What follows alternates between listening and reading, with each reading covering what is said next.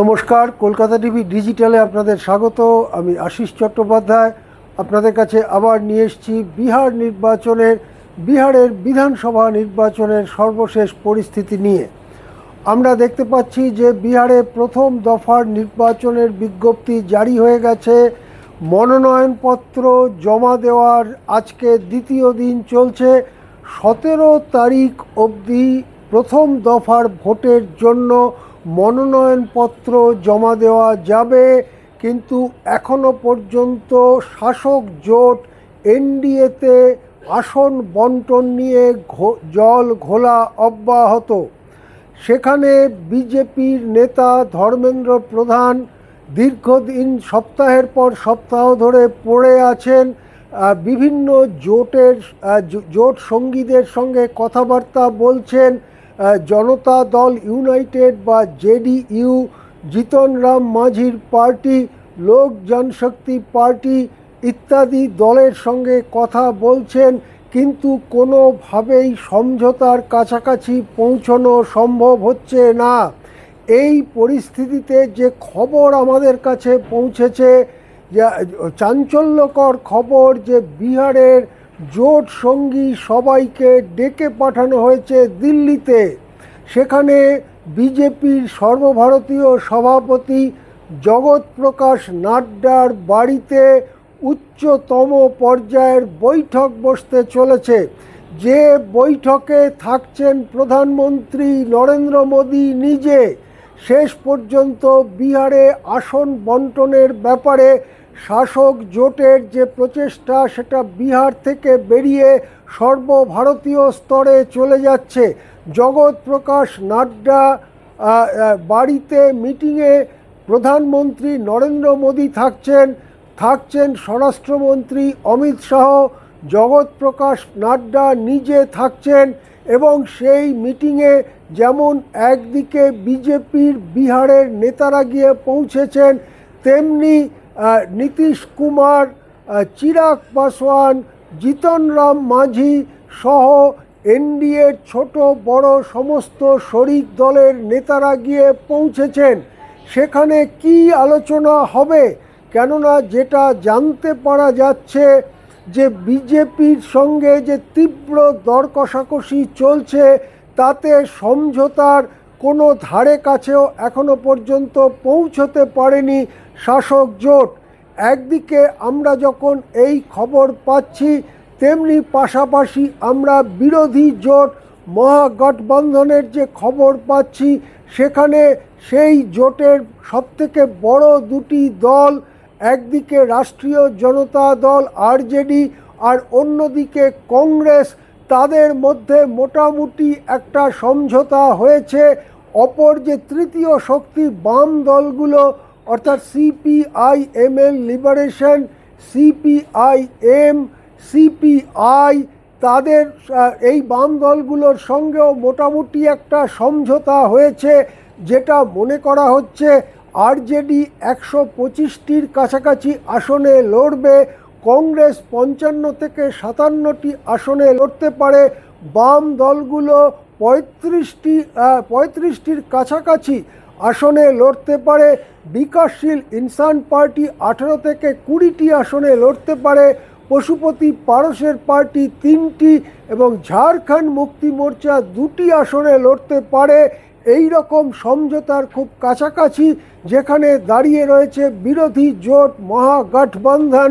সেখানে কিন্তু national Democratic alliance বা এনডিএ, বিহারের শাসক দল বা বিজেপির নেতৃত্বাধীন জোটে এখনও আসন সমঝোতা স্বাদ বাও জলে। সেখানে কিছুই ঠিক করা যাচ্ছে না। আমাদের মনে পড়বে 2020 সালে যখন নির্বাচন হয়েছিল, তখন এলজেপি অর্থাৎ রামবিলাস পাসওয়ান প্রতিষ্ঠিত পার্টি, যে পার্টির নেতা এখন রামবিলাস পুত্র চিরাগ পাসওয়ান, তাদের সঙ্গে সমঝোতা ভেঙে যাওয়ার ফলে তারা বিহার জুড়ে 137টি আসনে প্রার্থী দিয়ে দেয়। তারা তখন ঘোষণা করেছিল, বিজেপি যে আসনে লড়বে সেখানে আমরা প্রার্থী দেব না, কিন্তু যেখানেই জেডিইউ লড়বে অর্থাৎ নীতিশ কুমারের দল জেডিইউ যেখানেই প্রার্থী দেবে সেই সব জায়গায় আমরা প্রার্থী দেব এবং সেই অনুযায়ী তারা লড়েছিল।